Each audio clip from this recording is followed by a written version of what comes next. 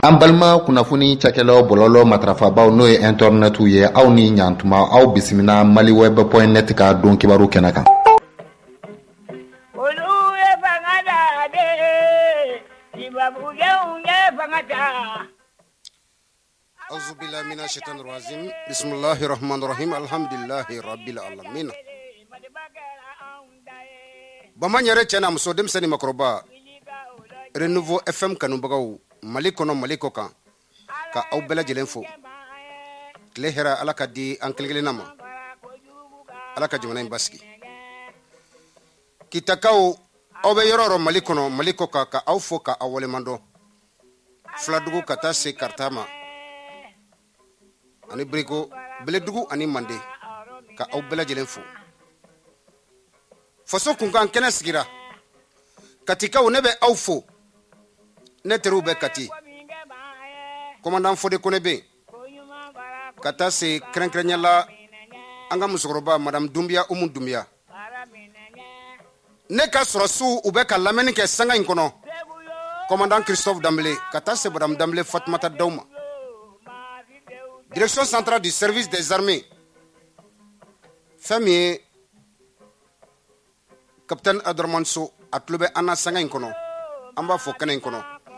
Commandant Baba Sissé, présidence de la République du Mali, conseiller spécial du président Assimi Goïta, mon commandant ini sɔgɔma. Katikaw ka aw fo, lieutenant Seba Jarabe, lieutenant Cheikh Nasibi,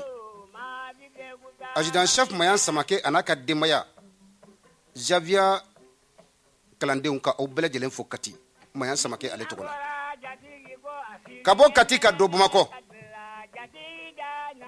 Mais foli la c'est kɛrɛnkɛrɛnyala général de division Ibrahima Dairo Damele, mon général ini sɔgɔma. Madame Damele Madina Sissoko, ministre des transports, des infrastructures et équipements, a tulo b'an na sanga in kɔnɔ état-major la an b'a fo. Général de division Salifou Traoré a tulo bɛ lamɛnni na sanga in kɔnɔ an na ka fɛnɛ fo a n'a ka denbaya attaché Madu Dumbiya a bɛ ka lamɛnni kɛ ko Ala ka kanu to. Ministère de la sécurité intérieure chargé de communication Ibrahima Sango an b'a fɛnɛ fo ka welemandɔ kɛnɛ in kɔnɔ. Ala ka jamana in basigi.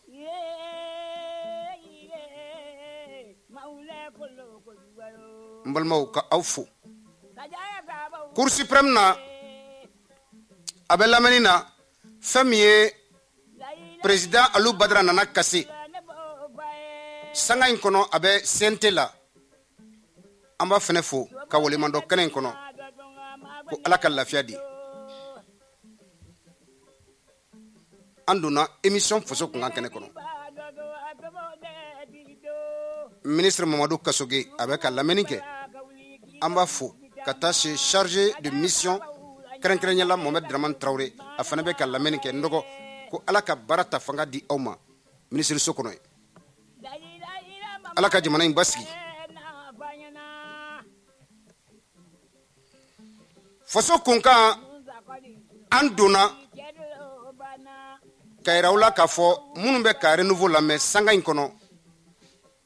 Mali kɔnɔ Mali kɔ kan Fransikaw ka taa se Espagnekaw ma. Fransi Bakari Dugure bɛ lamɛnni na ka taa se Demba Sɔre ma ka taa se Mamadou Kulubali ani Mamadou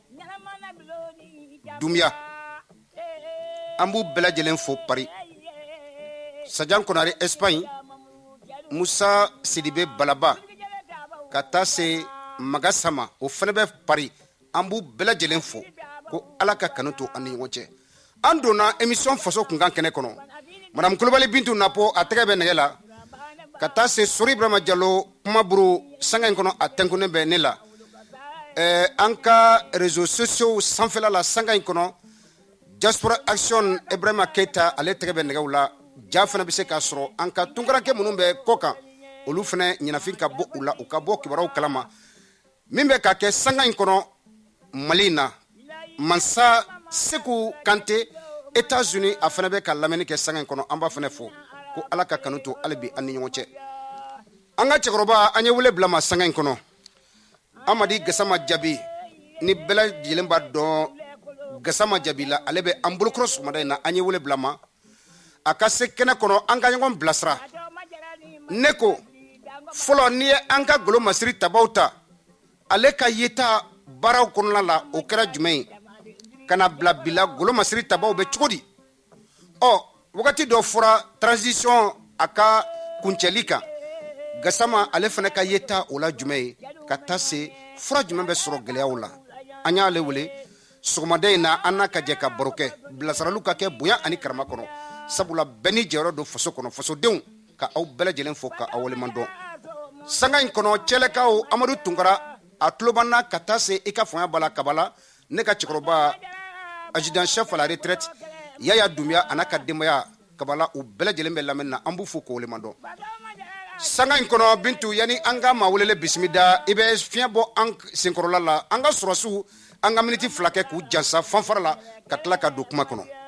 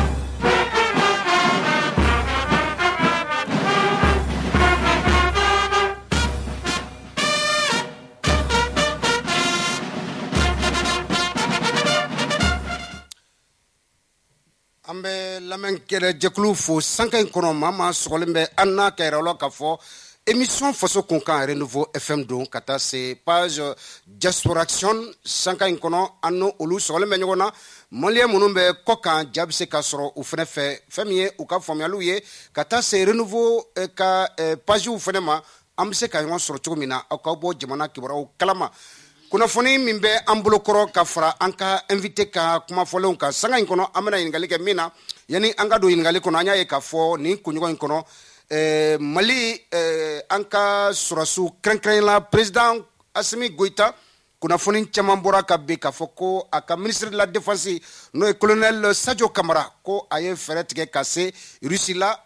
hali bi u yɛrɛ ka relation personnelle jamana tɔgɔ la dɛmɛ ka don Mali ma fɛɛrɛw kɔni caman sigira sen kan Assimi tɛ kuma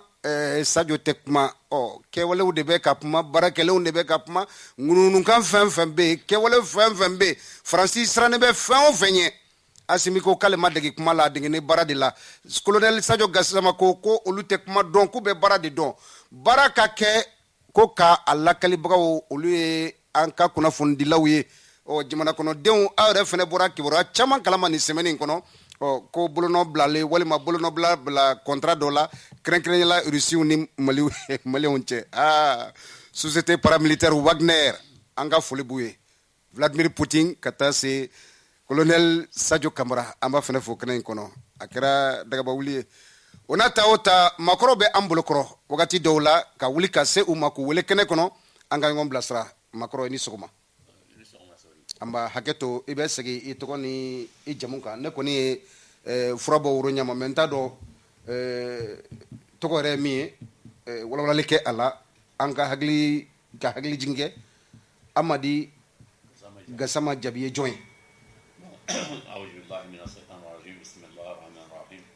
اللهم صل على سيدنا محمد وعلى ال سيدنا محمد وسلم ni de ye kuma gɛlɛma ye kosɛbɛ ni ne na a ka pilanto kan mɔgɔw ma n'i yɛrɛ da Amadi Gassama Jabi de sa n'an ye kuma lancé n donnen do diɲɛ fan bɛɛ diɲɛ fantan naani bɛɛ mɔgɔ de bɛ se k'a fɔ k'i ma ɲɛ mais i tɛ n dɔn kɔni i ma n tɔgɔ mɛn o ye nkalon de parce que ne sigira Mali la n kan ka mun kɛ maliyɛnw ɲɛ n y'o kɛ n kan ka mun kɛ faso ye n y'o kɛ faso fana kan ka mun kɛ ɲɛ a y'o kɛ ɲɛ bon yan'an ka don kuma kɔnɔna na i ka kuma laban ye mun ye k'a fɔ Irisi kuma in bɛ mankan na o tɛ sisan ko ye o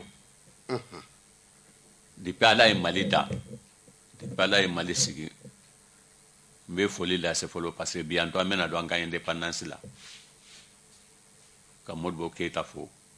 olu minnu ye indépendant ta ka d'a ma ka armée malien fo mɔgɔ minnu sɔnna ka tugu ka na armée créer ka taa général Soumaré la ka na bila fo sisan armée la an b'u bɛ fɔ ko waleɲuman don mais depuis Ala ye Mali da n'i ye jateminɛ kɛ an ye fɛn fɛn sɔrɔ Mali kɔnɔ ni mɔgɔ bɛ waso n'a ye a bɛ bɔra Irisi la de o de y'a to an y'a kanu ka gɛrɛ aw la sabula Modibo Keyita a yɛrɛ bɛ fatu wagati min na a ye kɛsu fa gafe la ka sɛbɛnni caman kɛ a ka kumakan laban kɛra min ye jamana marabaga minnu tun bɛ yen n'o ye Musa Tarawele n'a ka jama ye a ko k'u ka fɛɛrɛ bɛɛ lajɛlen kɛ Irisiw ani Chinois ko an ka gɛrɛ olu la ale kɔni wagati min kun kalifala ale la ale b'a dɔn wagati laban kɔni sera ko bana min n'ale bɛ a dilan kan ko a tɛna bɔ a dilan kan o b'a jira k'a fɔ Modibo Keyita a ka bilasirali kan e b'a fɛ ka sɔn ji la yan'an ka don o kɔnɔna la Amadi Gassama Jabi ni ye an ka armée ta fɔlɔ depuis indépendance talen tile kana bila sisan na fɔlɔ armée an ka kuma o kan yan'an ka se bi ta ma e ka kɔlɔsili kɛra jumɛn ye bon Ala k'an bɛ sababa ma amina rabi ne ka kɔlɔsili ye mun ye fɔlɔ armée fɔlɔ Mali armée fɔlɔ ani sisan différence t'u ni ɲɔgɔn cɛ différence bɛrɛ t'u ni ɲɔgɔn cɛ armée ye armée de ni sɔnna ka teni saba ma naani de b'u la armée soldasiya gendarmerie garde sapeur pompier ani douane ani polisi nin bɛɛ ka armée nin bɛɛ ye armée u y'o de wele sisan k'a bɛ tɔgɔ fara ɲɔgɔn kan fo fama tout court ok fama tout court bɛɛ bɛ yɔrɔ sɔrɔ force armée malienne bon donc mun b'a la ne bɛ armée de cogo min na ne tɛ sɔrdasi ye mais n'u jɛra ka taa 1979 je dis bien 1969 n tun bɛ France n ye baara bila ka na Mali la ka na bila Musa Tarawele ka coup d'état na ne ma surafana dun ka so n y'a dumuni bɛɛ kɛ surafana je dis bien n ma surafana dun ka so n teri daga wuli tun ye général Mamadu Kulubali ye Ala ka hinɛ la kati n ka de don tous les samedi dimanche an bɛ taa tile kati donc ni aw ye n wele kunun armée ani bi armée n kan ka fɛn don a la sori i tɛ jamana si ta 193 pays du monde k'a fɔ nin jamana de filɛ nin a fɔrɔlen don ni armée fɔrɔlen t'a bolo armée disciplinée travail solidarité o de ye armée fɔlɔ armée Musa bɛ bi waati min na Mali ya indépendance ka taa bila Musa ka bin na général 9 de tun bɛ Mali la Musa Traoré ka wagati kɔnɔna na ka taa indépendant na san 23 don dɛ ka taa indépendant a ka ca n'o ye indépendance kɛra Modibo fɛ 1960 ka taa se 68 ma o san segin Musa Traoré y'a ta 1968 à 91 san 23 ka daminɛ san 23 ni ye 1960 fara kan o b'a san 31 1960 kana bila bila Musa Sabi ma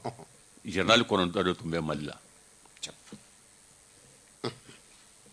général fɔlɔ Abdoulaye Soumaré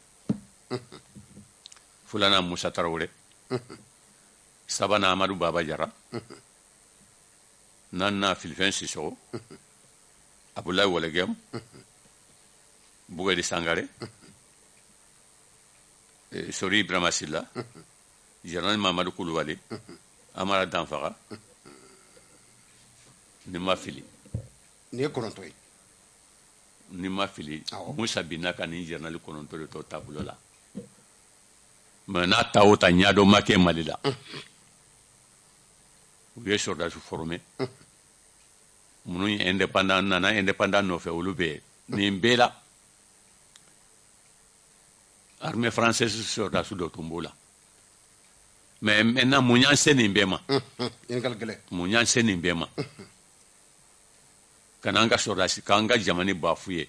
ka sɔrdasiya bafu ye ka jamana bi pogo sori fɔlɔ hali n'a ka quartier kɔnɔ ni yetinan kelen bɛ yen yetinan kelen n'a b'a ka quartier kɔnɔ k'a fɔ sɔrɔ ninnu ka quartier yetinan bɛ yen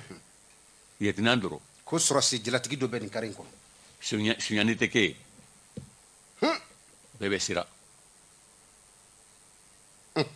ni finitigi kelen bɛ quartier kɔnɔ a bɛ mɔgɔ tɛ an bɛ Bamakɔ a ma mɛn o mais mun nana an se nin ba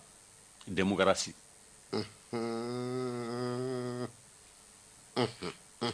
kana bɛ bolo siri k'a bili kɔfɛ k'a fɔ mɔgɔ si kana ŋunuma mɔgɔ si kana pan mɔgɔ si kana fɛn kɛ an bɛɛ ka don da kelen fɛ an bɛna jamana kɛ sanuji ye an bɛna kɛ fɛn ye donc ni ye sɔrɔdasi mara bɔ sɔrɔdasi mara kɔnɔ ka taa di civil ma ale dun tɛ sɔrɔdasiya dɔn donc sɔrɔdasiya bɛ tiɲɛ o de ye Mali sɔrɔ depuis Musa binna n bɛna f'i ye ministre de défense nationale a si ma kɛ sɔrɔdasi a bɛɛ kɛra civil de ye parce que mun na n'an ye sɔrɔdasiw gɛrɛ an yɛrɛ la u bɛ coup d'état kɛ na Mali bɛ coup d'état min kɔnɔ san 30 in kɔnɔ an bɛ coup d'état de kɔnɔ an m'an yɛrɛ sɔrɔ mouvement démocratique ka coup d'état an b'o de kɔnɔ mɔgɔw bɛ b'a ka sɔrɔdasiw ma e sɔri sisan a fɔra k'i yɛrɛ kumala kɛla ye ni micro tigɛra i la i ka kumakan bɛ mɛn a tɛ mɛn n bɛ tunu ne min bɛ kuma sisan n'a ye micro in ni n balimamuso ye micro in fermé sisan jɔn b'a ɲɛ mɔgɔ si t'i kumakan mɛn u ye Mali kɛ siriki dɔ ye k'a fɔ nin kɛra président de la République ye tu es président de la République chef suprême de l'armée i tɛ armée ko dɔn o ye tiɲɛ ye mais hali France o de bɛ yen mais France ministre de défense a sécurité n'a fɛn bɛɛ u bɛ ɲɔgɔn a bɛ musow bolo sisan mais muso da t'a la o ye faramante de ye e be se ka sɔrɔdasiya kɛ cogo di sɔrɔdasi a tɛ balo ko ɲuman t'a bolo a tɛ furakɛ a tɛ furakɛ a somɔgɔw n'u bɛ wuli sɔgɔma na k'a fɔ n bɛ taa kɛlɛkɛyɔrɔ la a bɛ miiri ni n taara n ka denbaya bɛ balo cogo di condition t'u la siyɔrɔ ɲuman t'u bolo miniji t'u bolo dumuni t'u bolo fɛn t'u bolo n'u ye tɛni bɔ ne bɛɛ ye kelen ye fɔlɔ ni cɛ tan n'aw jamana ni sɔrɔdasi kelen nana a bɛ se ka maa tan bɛɛ bali ye sɔrɔdasi kelen ɲuman bɛ se k'o kɛ sisan parce que kɔngɔ b'u la minɔgɔ b'u la sɛgɛn b'u la bana b'u la. D'accord, komi an bɛ fɔlɔ armée kɔnɔ monsieur Gassama yani an ka don sisan armée kɔnɔ parce que condition caman kɛra ka yɛlɛma don armée ka condition de vie la ani a ka condition de travail a ka ja hali ni minanko gɛlɛya kɔni na an b'o kɔnɔ fɔlɔ Musa Tarawele ka wagati la ka taa se Modibo Keyita ma minan kun bɛ Mali bolo kɛlɛ kama Mali kun la kɔkɔlen don mais minanko ninnu na an bɛ se ka kunnafoniya jumɛn sɔrɔ e bolo a la parce que i ye caman y'a wagati kɔnɔ. Bon minanko ninnu Musa ka wagati la parce que ne ye Modibo ni ye dɔɔnin kɛ Modibo tan na parce que n bɛ san 70 ni kɔ la bi. Alhamdulillah. N ye dɔɔnin kɛ Modibo ko la mais n bɛ mun don armée la Musa wagati la parce que n gɛrɛ l'u la n y'o dɔn a wagati la basi Air Mali u bɛɛ tun bɛ basi kɔnɔ n'u sɔrɔdasiw Air Mali armée de l'air u bɛɛ tun bɛ basi kɔnɔ hali sisan n'i bɛ taa Amdala ye u ka avion kɔrɔ ninnu jɔlen bɛ yan sécurité tun t'a la o Musa bɛ bi wagati min na sɔrɔdasiw tun bɛ na migi minnu bɛ yan fɛn caman tun bɛ yan u bɛ taara an ka minɛn bɛɛ tun bɛ bɔ Irisi de n'a bɛna jigin Lajinɛ fɛ n'a jiginna Lajinɛ fɛ u bɛ basi de biri a la gâteau de b'a kɔnɔ wa marifa de b'a kɔnɔ siso de b'a kɔnɔ mɔgɔ si t'a ye fo Kati a tun bɛ bɔ Laginɛ sutura kɔnɔ ka na don fo Kati mɔgɔ t'a dɔn fɛn min don sɔrɔdasiya ye gundo de ye n bɛ ninnu féliciter parce que u nana sisan changement min kɛra la parce que fɔlɔ ni démocratie mɔgɔw ninnu i bɛ ka télé la n'u ye marifanin san u bɛ bɔ télé la k'a fɔ ni ne e bɛ kɛlɛ la e ye marifa san e y'a jira ne tɛ taa bɛrɛ fɛn san mun ka jugu n'i ka marifa ye sɔrɔdasiya ye gundo de ye discipline travail et solidarité. Gassama an bɛ nin tɔmɔ i kɔ discipline travail solidarité o ye sɔrɔdasiw ka taabolo ye d'accord ok donc an bɛ na sisan armée kɔnɔ i ko sɔrɔsikɛ a ka gɛlɛn i ka baara kɛ ka se degré dɔ ma ka sababu kɛ e yɛrɛ bɛ condition min na ani min b'i kɔ n'o i ka denbaya ye n'a fɔra k'e bɛ taa kɛlɛkɛyɔrɔ la jɔrɔna bɛ yen sisan an y'a ye Ibrahim Boubacar Keïta ale ka wagati la miliyari 1,239 o taara ka di san damadɔ kɔnɔ ko sɔrɔsiw ka bila minɛn kɔnɔ sariya dɔw wɛrɛ fɛnɛ taara k'a fɔ ko sɔrɔsikɛ n'a bɛ taa kɛlɛkɛyɔrɔ la ala y'a kɛ a tora kɛlɛkɛyɔrɔ o la ni sergent don a bɛ kɛ sergent chef ye o jala bɛ ta ka da a fatulen kɔ o ma musaka dɔ bɛ ta san 10 kɔnɔ sergent chef sara o bɛ di a ka denbaya a ma ni denmisɛnnin bɛ yen ka daminɛ san 1 na fo ka taa se san 18 na ko gouvernement bɛ jɔ n'u ka kɛwalew ye dɔ kɛra dɛ mais a kɛra kuma fɔli wa sabula an fɛnɛ i bɛ sɔrɔsiw ka bonda fɛn caman kalama la i ye kibaruya jumɛn sɔrɔ ni layidu kan talenw na ani sisan armée bɛ cogo di ni i y'a ni fɔlɔ ni ye jateminɛ comparaison k'u ni ɲɔgɔn cɛ. Sori nin ye Jina Jate de ye. Jina Jate de don yanni ka jɛgɛ jala ni suw ma a kɛ naji a k'a min a banabagatɔ yanni i k'a fɔ k'i bɛ ni mun sara mun y'u sa saya ma mun y'u se saya ma bɛɛ bɛ sa o n'i donna armée kɔnɔ n'i ye tɛnin ta dɔrɔn i bɛ don saya de kama yanni u k'a fɔ 1000 milliards et quelque sori an ka taa ɲɛfɛ bani ka taa 91 la ka na bila bi la sango stabilisé national Mali budget fila de ka bon ni sɔrɔdasiw ka budget santé éducation depuis ninnu nana ka taa Alifa ka ministre de défense la sango stabilisé min bɛ wote ko ka sira sɔrɔdasiw bila condition na sa ngosa kauga condition de vie améliorer o biliyeru ko karakili folo o ma sia milliards yeba fen ye défense ka koro aka gestion ko compter ay soldats du mambila ka tayi rishi ka ta formation ke ni ya ambeta amba fonina ama meu nga avion moto revision na rishi da binani mo ne terike bala em quelque chose jara voto mission mali avion tumbe revision be tumbe ke Moscou de ici fen ye sora signana ma be aka kalanke irishi jamana de la sima bo France ango armée la même munundo ani irishi ka kote sisanyo sori jamani binade unana ka sordasia ye kilande do sordasia la sori namo fo amani alifa nale alifa de mali armée tia depuis domina ne sori ne re depuis domina ay flamu de la peke alaga hinna tetela alaga hinna terikala shegu dukure ne tamana kata shegu dukure asora tete fanga dali fama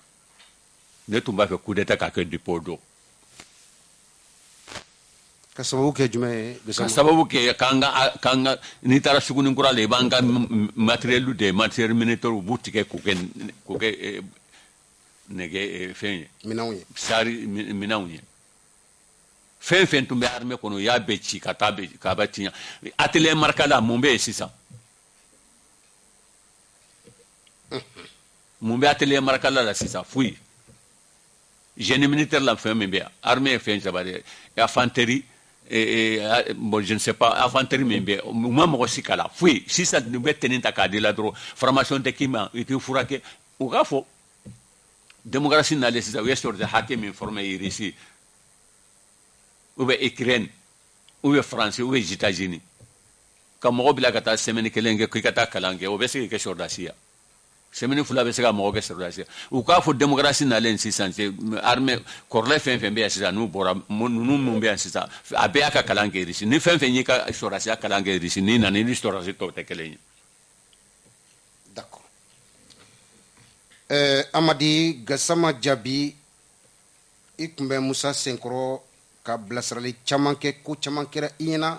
sɔrɔsiya gundo a caman bɛ i bolo Musa tagalen kɔ ka taa se Alpha Umaru ni ATT ni IBK ani min bɛ sanga in kɔnɔ n'o ye colonel Asimi Goita ye i ye mun de kɛ ka gɛrɛ u la k'u damasunu i fana jɔyɔrɔ n'i ka bilasiralikan u ka se k'a dɔn.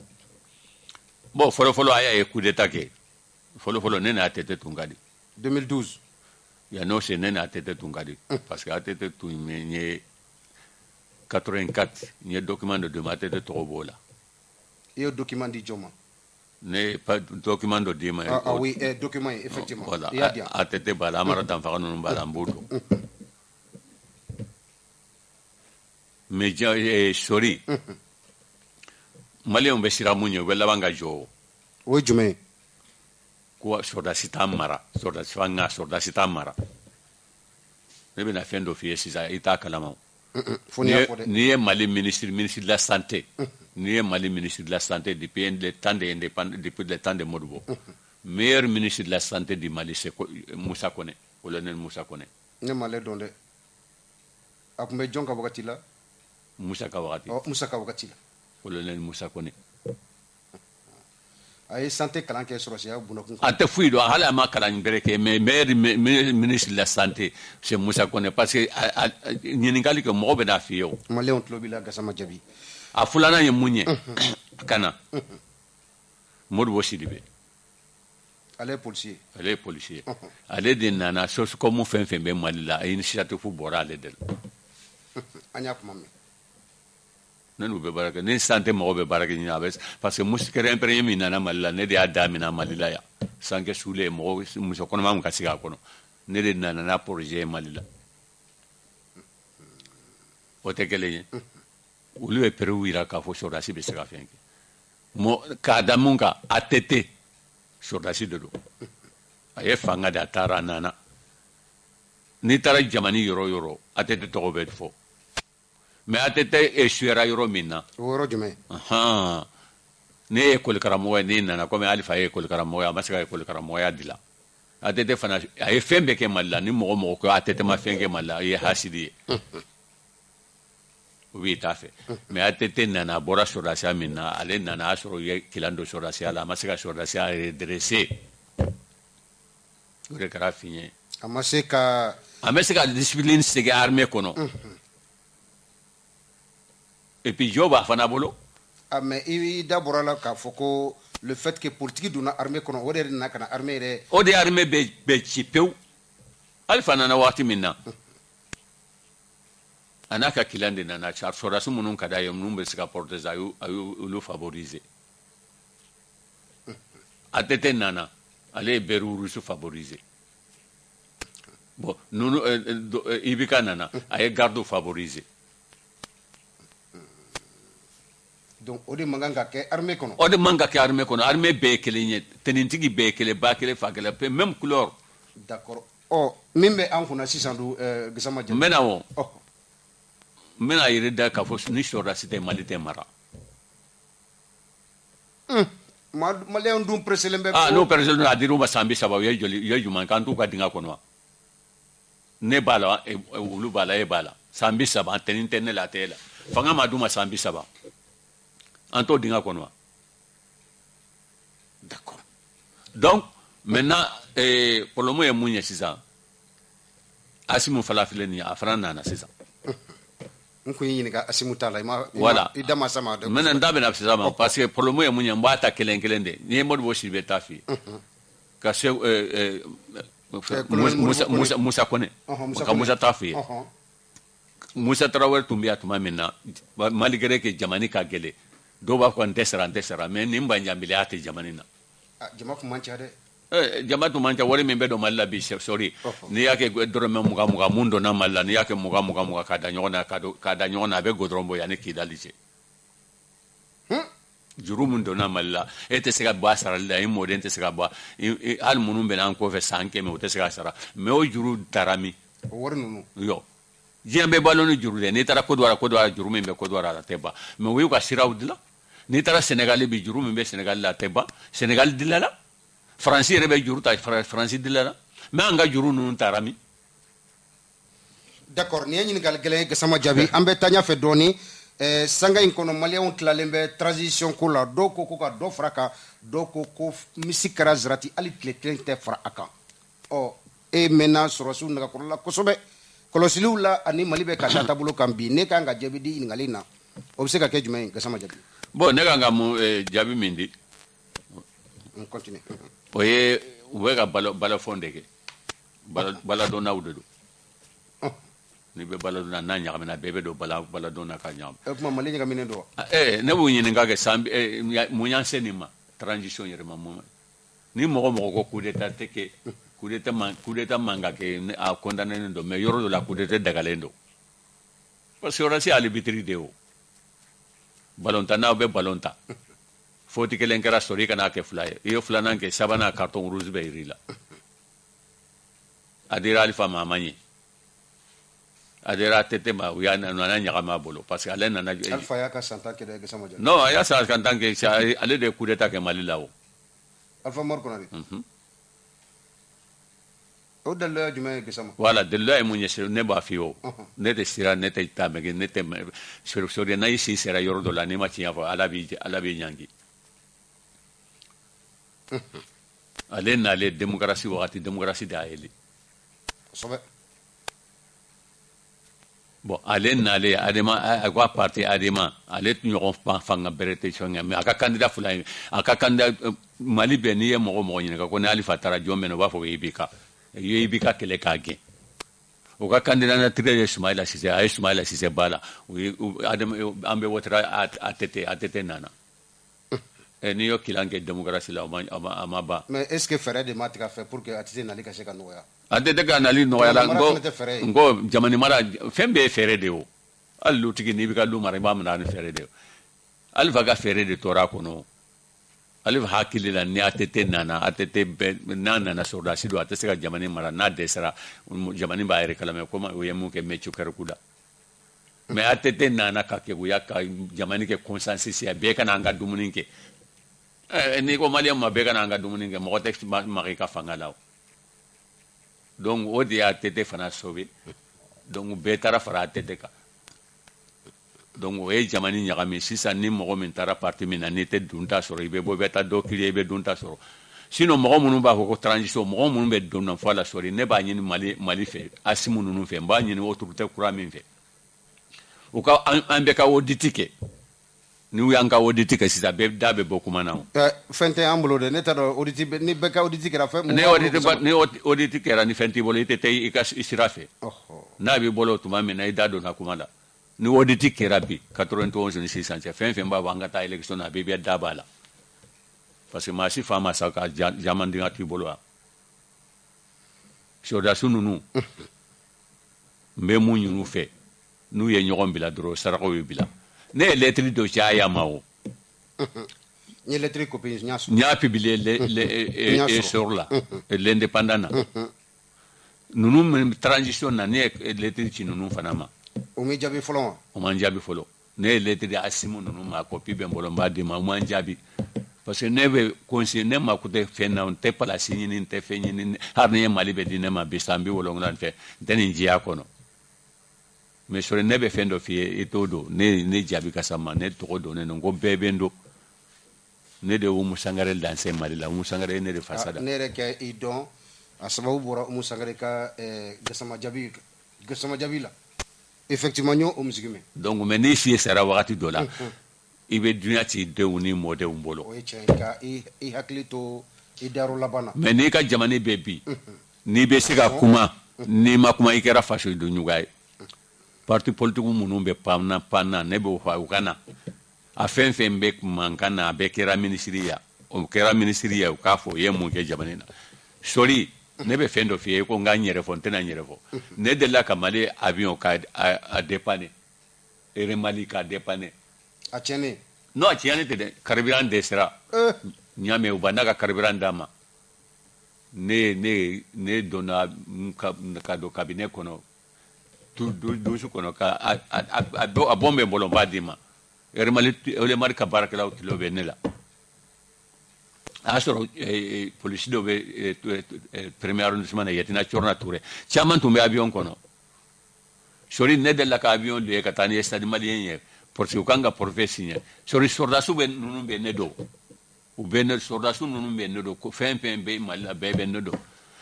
sori ne ye maraka min se Faransi ni Allemagne maraka ninnu kilo bɛ na ne ye maraka min se Faransi taga n'i ye baara kɛ n'i ye fɛn sɔrɔ i bɛ n sara o kilo b'a la u bɛ se k'i wele. D'accord. Gassama Diaby an bɛ taa ɲɛfɛ. Bon maintenant problème ye mun ye an ka taa l'essentiel yɛrɛ ye mun ye de. O jumɛn ye Gassama Diaby solution wa? L'essentiel ye mun ye. U bɛ taa pasi min na jamana in na. Ne bɛ weleli bila maliyɛn bɛɛ ma. Gassama Diaby la sa ko fanga u fana bɛ ka fanga ɲini ka mara de. Non, u bɛ fanga ɲini ka mara i b'a mara ni tiɲɛ de ye o. O fana tiɲɛ. E donn'ale ma fɛn kɛ. E ye fɛn min sɔrɔ o y'a sɔrɔ o fanga kelen. Élection ko kuma min bɛ sen na sisan. O de ne ka kuma b'o de kan sori. Ne b'a fɛ ka ne bɛ o de kan. D'accord sisan i fɛla o jumɛn ye o la an ka kuma di minnu ma minnu fana b'a fɛ ka ɲininkali k'i la sabula wagati kɔni taara kosɛbɛ. Voilà ne ka fɛla ye mun ye. Awɔ an tɔ ye miniti 16 ye. Ne ka fɛla ye mun ye minnu ka continuer n'u ka baara ye. Sɔrɔsiw ka continuer. O ka continuer. Tant que n'u ye élection organiser ta. N'u y'a organiser ta ni mun sigira i b'i ka 3 mois ye a ye 9 mois min kɛ fanga la i t'o ɲɔgɔn kɛ koyi a coup d'état bɛ kɛ coup d'état wɛrɛ bɛ kɛ. Ala k'an kisi o ma. O tɛ se ka so jɔ ni soupassement t'a la o. O ye tiɲɛ. U k'a to ninnu ka a ko fɔlɔ Musa ka bin Musa bin ne o ye fanga d'aw ma a tɛ kalo 12 a y'a d'a ma. D'accord. A ma se k'a ɲɛ. Ok. Donc u k'a to ninnu san 3. Gassama Diaby Cheikh Boye Aïdara Nioro Cherifukɛ ko ka san 2 fara transition kan Segukaw bɔra Bamakɔ Katikaw bɔra mɔgɔ dɔw bɔra Bamakɔ yɛrɛ fana yan ni Gassama Diaby ne e ɲininkara ko ka san joli fara transition kan e ka proposition bɛ se ka kɛ san joli ye. Ne n'a fɔ k'a mɛn ko i bɛ ka mandat to u k'a d'u ma u k'a kɛ. Ka taa se 2023 ma. 2023. O fana ye san 2 ye. Hali o fana u tɛ se ka dila dɛ. U bɛ sira de ta ko sira filɛ nin ye an ka taama fɛ. Sira jɛlen don dɛ. Sira jɛlen. D'accord maaw bɛ an kɔ sabula o fana b'a fɛ k'u da don baro la ka yira minnu b'a fɛ ka weleli kɛ sanka in kɔnɔ nɛgɛjuru sira o ye 20 80 08 08 20 80 08 08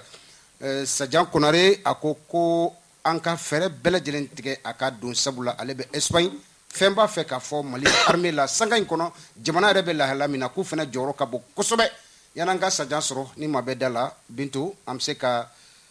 sira di dɔ ma 20 80 08 08 allo an sɔgɔma a tigi taara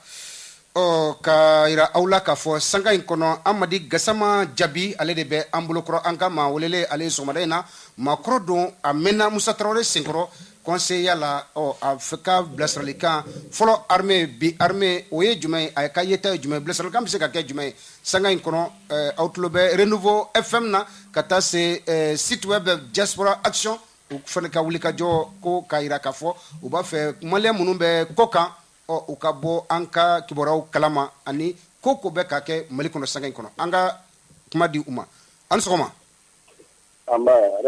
denbaya bɛ di baasi tɛ yen hakɛ to i tɔgɔ ni jamu ka weleli kɛ ka bɔ min ne tɔgɔ ye Nuhu Musokuba bisimila Nuhu kuma b'i bolo ɲininkali de b'i bolo ou bien contribution de b'i bolo n bɛ weleli kɛ ka bɛɛ la Sirakɔrɔ Mɛkɛtana bisimila mais an ka cɛkɔrɔba fo fɔlɔ ka sama Ala k'a mɛn si la amina rabi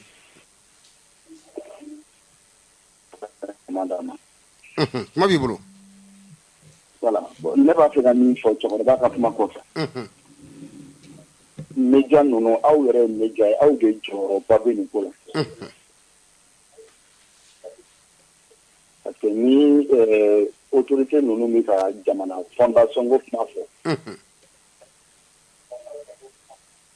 politique mɔgɔ ninnu bɛ n'u ka cɛkɔrɔba côté u bɛ n'u ka tapage lankolon ninnu kɛ aw yɛrɛ fɛ jamana antenne na jamanaden minnu b'a faamu kosɛbɛ olu hakili bɛ ɲagami k'u bila mankan na autorité e k'a jateminɛ i bɛ ka bi ni sisan cɛ maliyɛn ka kɛ hypocrite ye k'a fɔ ko caman ma bɔ vagabond ka binkani ninnu na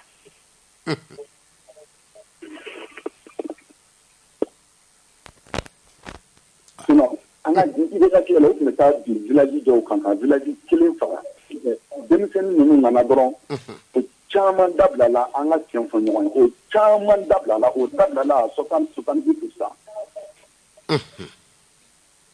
voilà o donna tuguni n tulo b'a la k'ulu ye partenariat signé ni irisiw ka société de sécurité privée dɔ ye voilà olu yɛrɛ bɛ yan nin bɛɛ kun ye mun k'a jira k'a fɔ Mali y'anw ta de a tɛ tilali ko kuma t'a la foyi. d'accord ni cɛkɔrɔba ninnu mɔgɔ b'an kɛrɛfɛ a mɔgɔ minnu bɛ yen ni Maliko ka d'u ye vraiment u ka bɔ u ka antenne bɛɛ fara ɲɔgɔn kan antenne bɛɛ ka taa nin sansi fɛ quoi ka mɔgɔ ɲɛnama dɔ ɲini mun bɛna sɛbɛ kuma fɔ anw ye anw denmisɛnninw ye walasa anw fana k'anw sen da yɔrɔ dɔn. kosɛbɛ i bɛ Choguel ninnu lajɛ Modibo Sidibe ninnu ni Mutakata ninnu san 30 ni kɔ depuis 91 ka na olu kelen de bɛ boli ka jɔ la fanga nɔfɛ ni min ye a ka parti créé o tɛ fɛ ka bɔ parti ɲɛmɔgɔya la ni e ta ye Maliko ye jamanadenw t'i fɛ i taara élection filanan i ma passé i taara élection fila i ma passé i tɛ bɔ yen u bɛ mɔgɔ min fɛ na ni o ye i ka parti ɲɛma kɛ. d'accord kumakan laban ye jumɛn ye ko mɔgɔ ka ca len kan wa bon n bɛ hakɛto ɲini kɛ maliyɛnw fɛ kuma janya la parce que ni Mali ka di ko sugu mana wuli i bɛ funteni de quoi ni yafa ɲini maliyɛnw fɛ kuma janya la hakɛ t'i la voilà ka tila k'a ɲini cɛkɔrɔba ye min fɔ u ka IBK ka mandat tɔ di denmisɛnnin ninnu ma u ka sira jira an na an bɛ taa min fɛ voilà d'accord merci beaucoup ok an bɛ Sirakɔrɔ Mɛkɛtana ka bɛɛ lajɛlen fo Mamadi Tarawele a n'a ka denbaya tulo b'an na sanga in kɔnɔ Amadi Gasama Jabi a bɔra ka kuma sɔn ji la ko ale kɔni ko ale ka yeta ye min ye k'i ye min fɔ ko ka IBK ka mandat tɔ ko ka fara sɔrɔsi min ko maa wɛrɛ bɛ da la Bintu 20 80 08 08 a bila ka don allo an sɔgɔma allo Sori ça va an sɔgɔma denbaya bɛ di somɔgɔw bɛ di i tɔgɔ ni jamu ka weleli kɛ ka bɔ min bisimila kuma b'i bolo wala tɛ min fɔ sisan wallahi ne fɛnɛ tɛ dɔwɛrɛ dɛ sori jamana kutu u ka sira bɛ sɔrɔ ma wallahi u ka sira yira mɔgɔw la politimɔgɔ ninnu bɛ fɛn fɛn na wallahi u bɛɛ jɔyɔrɔ ye n'aw de n'u nana jamana in kɔnɔ an mago bɛ jamana in ɲɛsɔngɔ la cogo min na wallahi tuma o tuma élection an bɛ san joli la san 30 ni kɔ an bɛ position bolo n'i y'a sɔrɔ jɔyɔrɔ dɔ b'o la sisan ko in na wallahi jamanadenw maliyɛnw bɛɛ ɲɛ b'o la ne ta tɛ jamana ko ne ta tɛ mɔgɔ foyi dɛ ne ta ye jamana ko de ne kɔni bɛ min kɔni fɔ Asimu n'a ka mɔgɔw ye wallahi sori an n'a fɔra ko ka fan 5 fara ka wada bɛ diya ne n bɛ foli kɛ cɛkɔrɔba ye cɛkɔrɔba min tɔgɔ ye sisan n bɛ foli k'a ye ma a tulo bɛ foli kana voilà parce que ale kuma min fɔ sisan wala ni ni yɛrɛ fɛ n fana ka dɔnkili yɛrɛ fɛ ne y'a tɔgɔ m'o la mais ne ma deli k'a ye bon ni ɲɔgɔnna mɔgɔbaw ka ɲi an ka faama ninnu kɔrɔ quoi u ka conseil d'u ma k'u bilasira jamana in bɛ taa cogo min na wala u k'a yir'u la bɛɛ de kan k'i jɔyɔrɔ kɛ faso ko in na d'accord i bɛ se min na o kɛ i tɛ se min na o to yen jamana bɛ jɔ ten dɛ sori kosɛbɛ mais wallahi jamanaden mɔgɔninfin bɛɛ bɛ di kaburu de kɔnɔ d'accord i y'a faamuya merci beaucoup kumakan laban wagati sera ne kɔni ka kumakan laban ye min ye wallahi ne ko ko ka san 5 fara ka wala a bɛ diya ne ye wallahi tradition sigilen kelen sisan cɛ tile 100 ni kɔ mais bɛɛ ɲɛ bɛ min na bɛɛ ɲɛ bɛ u tiɲɛ na o kɔni ne ka kumakan laban ko wagati sera ka ban wala ne bɛ dugawu kɛ yarabi ma jamana in maa min na ala ka jamana in kalifa o la amina rabi inchallah voilà o kɔni ne ka kumakan laban ye merci beaucoup ala ka sijan ni kɛnɛya di ala ye sijan ni kɛnɛya di lamanga ɲuman d'a ma amina rabi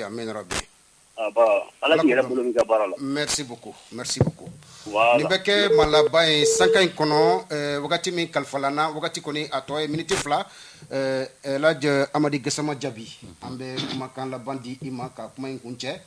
sabula wagati kɔni nana cogo o n'a ta o ta miniti 1 kɔnɔ i ka kumakan laban ka ɲɛsin jamana marabagaw ma ani jamana kɔnɔdenw ma o bɛ se ka kɛ jumɛn ye kuma in kuncɛli la bon sori ala k'an bɛn sababa ma amina rabi inchallah ala ka hamina ko nɔgɔya fɛn fɛn ye téléphone ci minnu ma téléphone ci n bɛ bɛɛ fo o bɛɛ lajɛlen ka bɛɛ waleɲuman dɔn kosɛbɛ mais kumakan 2 ou bien 3 sɔrɔdasi ninnu tɛ se ka kɛ foyi ye n'an yɛrɛ maliyɛnw tɛ kelen jamana tɛ se ka kɛ foyi ye ni jamanadenw tɛ tiɲɛ n'an b'a fɛ sɔrɔdasi ninnu ka sira sɔrɔ hali faransi ameriki kanada yɔrɔ o yɔrɔ u tɛ sira fanga ye dɛ u bɛ sira population de ɲɛ kosɛbɛ an ka wuli an k'an cɛ siri anw de ta y'an ka mali ye n'an y'a kɛ tan o faransi bɛ nin kɛ tan n'an y'a kɛ tan o bɛ nin dɛmɛ kɛ an y'a kɛ tan a b'a kɛ tan ne bɛ ɲininkali de kɛ maliyɛnw na u k'an jaabi san joli ye san 7 kɔnɔ an bɛ c'est-à-dire que an bɛ lafiya la ou bien an bɛ tɔɔrɔ de kɔnɔ embargo b'an kan ou embargo wulila an kan de d'accord bon ça c'est premier fait filanan voilà filanan n bɛ kangarida kɛ a sɔrɔdasiw ye u tulo b'i la fɛn fɛn ye tɛnɛn ta an ta kɛ bilasirali ye bilasirali kangarida de don an denw don an mɔdenw don kangarida de don o ye tiɲɛ u kana opportunité ninnu lajɛ opportunité u kana u lajɛ o fiɲɛ ne n'o ye sɔrɔla fiɲɛ min b'a la n b'a fɔ ye mais u ka jija u ka don da kelen fa kelen ba kelen u kana u fara fara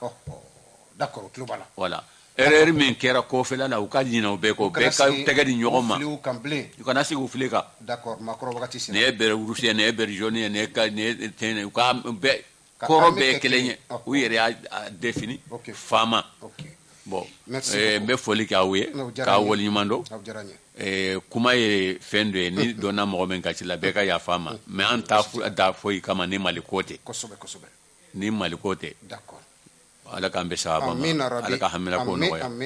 bon ɲɛro sirifukɛ an b'a fɔ k'a waleɲuman dɔn a ye action min ta bɛɛ ka tugu action kɔ parce que tiɲɛ tɛ baden fɛn ye o tiɲɛ n'i y'a fɔra dɔrɔn bɛɛ b'a ye makɔrɔ wagati kɔni sera salamu aleykum wa aleykum salam rahmatullah an b'i fo k'i waleman dɔn ka dugawu kɛ Masa Rahamani fɛ hali bi Ala ka bologazi ɲi jɛ an kɔrɔ wele bilar'i ma i sera kɛnɛ kɔnɔ an b'i fo i ka wulikajɔ la Maliko la lamɛnjɛkulu aw tulo garijɛgɛ kɛra nin ye sankayi kɔnɔ minnu filɛ k'an filɛ page Facebook Diaspora Action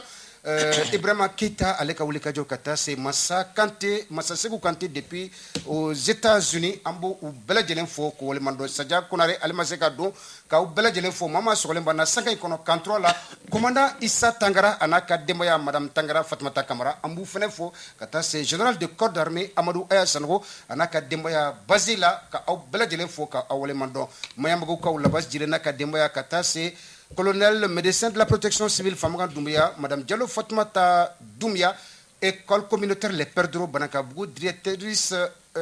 Tanti Basso, Yves Dolo, ou Tlube Anna Sangenkono, ou Bela Djelen Fo Kata, c'est DG, ex-DG des douanes du Mali, Mame Doukra, Anaka Dembaya, ou Bela Djelen Fo, ko Walimandon, Klehera Alakadi, Ankelgle Mama, Docteur Madou Diallo, Apidomna, Amanina Afeneko, Akawulika Jo, Dialoka Verkola Baraka Boko Alaka Kanuntu Kairaula Sanga Inkono Madame Kulbali Bintu Napo Tekep Menegel Suri Ibrahim Diallo Nek Mbekma Brula Kata Sengama Welema Eladji Amadi Gassama Diaby